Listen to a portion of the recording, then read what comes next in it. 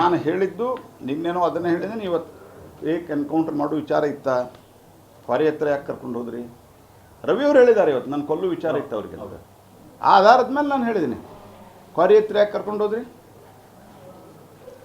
ಗದ್ದಿಗೆ, ಕಬ್ಬಿನ ಗದ್ದಿಗೆ ಯಾಕೆ ಕರ್ಕೊಂಡು ಹೋದ್ರಿ? ಗದ್ದೆಗೆ ಕಾಡಿನಲ್ಲಿ ಯಾಕೆ ಕರ್ಕೊಂಡು ಹೋದ್ರಿ? ರಸ್ತೆದ ಮೇಲೆ ಯಾಕೆ ನಿಲ್ಲಿಸಿದ್ರಿ? ಮಾಧ್ಯಮದವ್ರಿಗೆ ಬಿಟ್ಟಿಲ್ಲ. ಮತ್ತು ನಾನು ನಿನ್ನೇನೂ ಹೇಳಿದೆ, ಮಾಧ್ಯಮದವರು ಕೆಲವರು ಸಾಹಸ ಮಾಡಿ ಹಿಂದೆ ಬೆನ್ನು ಹತ್ತಿದ್ದಕ್ಕೆ ಸಿಟಿ ರವಿ ಏನೂ ತೊಂದರೆ ಕೊಟ್ಟಿಲ್ಲ. ಇರಲ್ಲ, ಎಲ್ಲೇ ತೊಗೊಂಡೋಗಿ ಏನು ಮಾಡ್ಬೇಕಂತ ಮಾಡಿದ್ರೆ ನಂಗೆ ಗೊತ್ತಿಲ್ಲ. ಸಿಟಿ ರವಿಯವರು ನಾನು ಕೊಲ್ಲಬೇಕಂತ ಸಂಚಿತ್ತು ಅಂತ ಹೇಳಿದ್ದಾರೆ. ಈ ಎಲ್ಲ ಪ್ರಕರಣ ಹೋಮ್ ಮಿನಿಸ್ಟರ್ ಗಮನಕ್ಕೆ ಇಲ್ಲ, ಒಬ್ಬ ಪ್ರಭಾವಿ ಮಂತ್ರಿ ಇದನ್ನೆಲ್ಲ ಮಾಡಿದ್ರು. ನೋಡ್ರಿ, ಹೋಮ್ ಮಿನಿಸ್ಟರ್ ಗಮನಕ್ಕಿಲ್ಲ ಅಂತಂದರೆ ಹೋಮ್ ಮಿನಿಸ್ಟರ್ ಯಾಕೆ ಆಗಿರ್ತೀರಿ ನೀವು? ನಾನು ಒಬ್ಬ ಮಂತ್ರಿಯಾಗಿ ನಾನು ಇಷ್ಟು ವರ್ಷ ಕೆಲಸ ಮಾಡ್ತಾಯಿದ್ದೇನೆ. ರಾಜ್ಯದ ಅಧ್ಯಕ್ಷನಾಗಿ ಕೆಲಸ ಮಾಡಿದ್ದೀನಿ, ಸ್ಟ್ಯಾಂಡಿಂಗ್ ಕಮಿಟಿ ಚೇರ್ಮನ್ನಾಗಿ ಕೆಲಸ ಮಾಡಿದ್ದೇನೆ.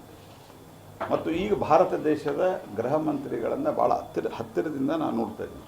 ದೇಶದ ಗೃಹ ಮಂತ್ರಿ ಅನೇಕ ಸರ್ತಿ ನಮ್ದು ರಾತ್ರಿ 12, 1 ಗಂಟೆ 2 ಗಂಟೆವರೆಗೆ ಮೀಟಿಂಗ್ ನಡೆದಾಗ ತಕ್ಷಣ ದೇಶದಲ್ಲಿ ಏನಾದರೂ ಪ್ರಮುಖ ಘಟನೆಗಳು ನಡೆದ್ರೆ ಅವರಿಗೆ ಮಾಹಿತಿ ಬರ್ತವೆ. ಗೃಹ ಮಂತ್ರಿಗಳಿಗೆ, ರಾಜ್ಯದ ಗೃಹ ಮಂತ್ರಿಗಳು ರಾಜ್ಯದ ಘಟನೆ ನಡೆದ್ರೆ ತಕ್ಷಣ ಮಾಹಿತಿ ಬರ್ತವೆ.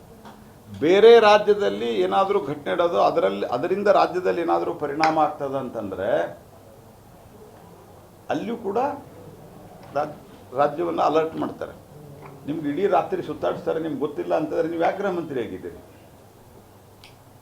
ನೀವು ಆ ಜಾಗದಲ್ಲಿ ಇರಲಿಕ್ಕೆ ಅರ್ಹತೆ ಇದೆಯಾ ಅಂತ ಅನ್ನೋದು ಅವರವರೇ ಪ್ರಶ್ನೆ ಮಾಡ್ಕೋಬೇಕು. ಯಾಕಂದ್ರೆ ನಾವು ಪರಮೇಶ್ವರ್ ಒಬ್ಬರು ಜೆಂಟಲ್ಮನ್ ಅಂತ ನಾವು ಭಾವಿಸಿದ್ವಿ. ಬೇರೆ ಪಾರ್ಟಿಯೊಳಗಿದ್ದವ್ರನ್ನೆಲ್ಲರನ್ನೂ ದ್ವೇಷ ಮಾಡುವಂಥ ಪ್ರವೃತ್ತಿ ನಂದಲ್ಲ.